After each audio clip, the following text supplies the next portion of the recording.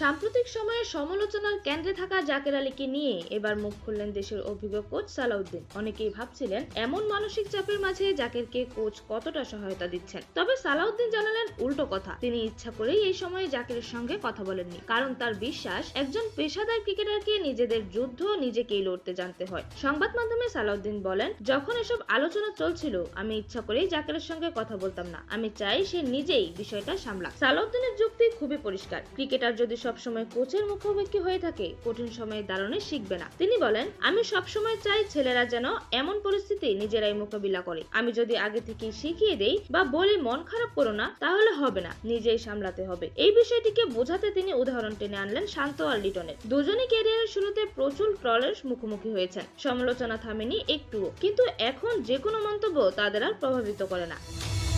লিটন ও শান্ত শিখে গেছে কিভাবে এসব সামলাতে হয়, নিজের মনকে কিভাবে ঠিক রেখে আবার পারফর্ম করতে হয়, বলেন সালাউদ্দিন। জাকেরের বর্তমান অবস্থার ব্যাপারে কোচের বিশ্লেষণ স্পষ্ট।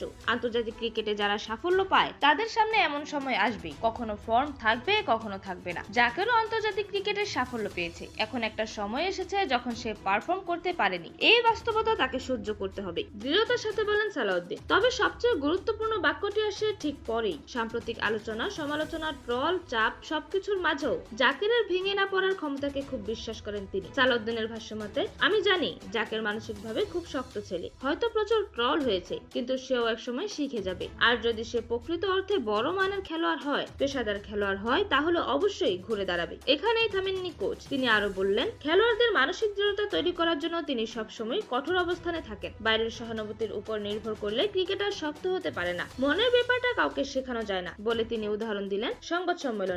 আগে অনেকেই যেতেই চাইতো না, আত্মবিশ্বাস পেত না, কিন্তু তিনি জোর দিয়েই তাদের পাঠাতেন, কারণ মিডিয়ার সামনে কথা বলা, নিজের অবস্থান ব্যাখ্যা করা, এগুলো খেলোয়াড়কে মানসিকভাবে শক্ত করে। সালাউদ্দিনের মতে, একজন খেলোয়াড়ের মন ঠিক রাখতে হলে তাকে নিজেই লড়াইটা করতে হবে। কেউ বাইরে থেকে যতটা বলুক, আসলে লড়াইটা ভেতরের। তিনি বিশ্বাস করেন জাকের সেটা শিখে নিবে। জাকের যথেষ্ট শক্ত মনের ছেলে, নিজেই সামলে নিতে শিখবে। সাম্প্রতিক সমালোচনার ঝড়ের মাঝেও কোচের এই দৃঢ় বিশ্বাস জাকেরের জন্য বড় সমর্থন। অভিজ্ঞ কোচের কথায় স্পষ্ট, জাকের এখন কঠিন এক সময় পার করছে, কিন্তু এটি তার বড় হওয়ার ধাপ। আর প্রক্রিয়াটি যদি ঠিকমতো সামলাতে পারে, ভবিষ্যতে আবারই তার কাছ থেকে প্রত্যাশা করা যাবে, এমনটি মনে করছেন সালাউদ্দিন।